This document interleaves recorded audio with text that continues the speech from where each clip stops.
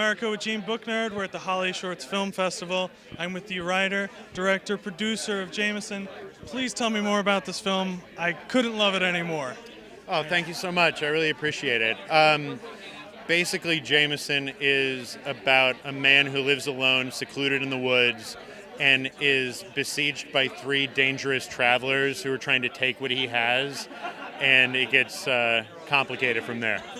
Violent conclusions from there. I feel like it's a little bit of an understatement. Where did this come from? I mean, it's such a weird concept, and I'm not going to get super spoilery, but it goes in some unexpected directions. Yeah. I was just really like, what made you want to do this? A few things. Mainly what I have in the past written and directed is character-driven dramas. It's dialogue-driven. So what I wanted to do with the short film, the last short film I did was literally 2 people in a room talking for 14 minutes. And it was good and compelling, and I'm really proud of it. But I wanted to do something that was more non-verbal. I wanted to experiment with action, which I hadn't done. And I wanted to dip my toes into genre, be it thriller and horror, which this is an interesting combination of the two. So influences were like the siege element in Straw Dogs mixed with a little bit of I Am Legend, the Richard Matheson book. Okay, there's definitely some good inspirations to draw from. Going to you, what made you want to get involved with this project? Had you two worked together before? We have not. It was a blind date. We were paired up by HollyShorts. Amen. Yeah, so part of my production company's relationship with HollyShorts is that we produce the screenplay winner of the previous year. Okay. So whoever wins, they come up to Seattle, and then my collective of production companies shoots their film. Okay. And we've done this 3 years now. And the first year was a kid from Ohio. The second year was a director from New York who was really fabulous. And then this is the first year that we've done somebody from LA who has been in the trenches. And then poor John has to deal with this satellite group who, we're professionals. We've been on a lot of sets, all that. But it's a satellite hub that John has no team members on. So it's a little scary.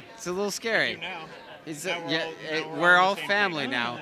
And then his LA producer came up with him, Bay, and then also they got Brad Carter, who's an LA actor. Fame, and he's been in a bunch of things. He was on Ascension, and he's been working a lot. So having that no connection with the satellite team, was that a little hard at first, or did it? It was. There were things that were challenges for sure, but no. It's I knew what I was getting into because of many conversations with Ben, and I went to film school, and I was a beginner a long, long time ago. I've been doing this for 20 years, so I embraced it. Like I knew what I was going into, and I embraced it. And the thing about everybody in Seattle, there was all varying levels of experience. Like some people had been doing it since the 80s, and some people it was the first time they've ever been on a film set. But what they all brought to it was passion and enthusiasm and a willingness to learn and work. So what they lacked in experience, they more than made up for, and we created a family together. And I think a lot of people learned a lot. I think people are proud, and I think they brought what they learned onto other projects, and it'll help grow the Washington film community, which is the goal of it all. And I love Seattle. I love shooting up there. I didn't write it for Seattle. Yeah. I wrote it as a cabin in the woods, which could be a lot of different places. Yeah. But the Pacific Northwest is one of my favorite places in the country, and it was a dream to shoot up there with these guys. I think a lot of that passion and love shows because, as I kind of said, the movie is amazing. Thank you so much. I completely loved it. I guess going a little bit into spoiler, what made you want to go with the direction you kind of went with in the end? For me, I view narrative short films as I structure them like a joke. Mm-hmm. So even dramatic short films. So there's a setup and then a punchline at the end, and the punchline is a dramatic twist that kind of changes how you look at what happened before. And there's a major shift in the beginning. This is how I think a lot of really good short films are structured. There's a turning point, a midpoint turn, and then a reveal at the end. And I thought I was interested in exploring genre and, like I said, action and getting into the thriller aspect. And I thought a perfect marriage for the action thriller would be a horror reveal at the end.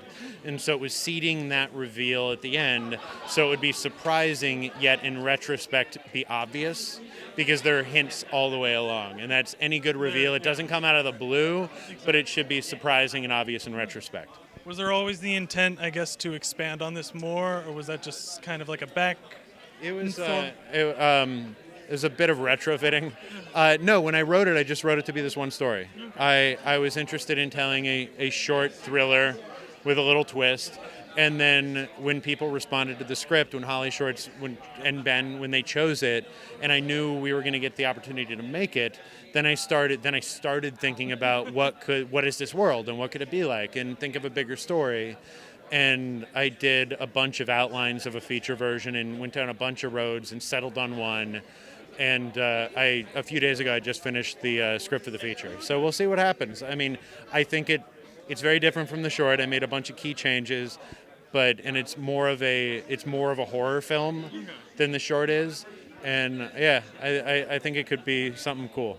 Was it a little nerve-wracking taking the short and then being like, I have to turn this into a feature film now? Or did it kind of feel like it came naturally?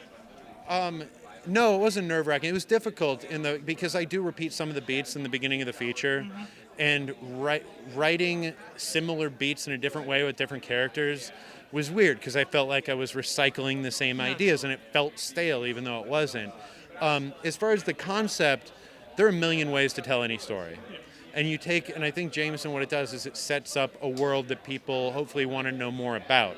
So there are countless stories that can take place in that world. It was just focusing in on one that felt new and original. And like I said, I did 4 different versions, full outlines of different stories, and they were all interesting and cool, but I didn't find one that I really felt was new and unique and original and I hadn't seen before, and they got me excited to spend the time to write a feature. But no, it was no harder than writing any other feature. Well, that's good. I'm super excited to see where this goes. Yeah, hopefully you will get to see where it goes. Hopefully something happens. I'm guaranteeing I will. So it's been great talking to you guys. Hi, my name is John Humber. And my name is Ben Andrews. And I'm the writer-director, and he's the producer of the short film Jameson. Here we are at the HollyShorts Film Festival, and we're with Turning the Page with JeanBookNerd. Thank you. Cheers. I remember.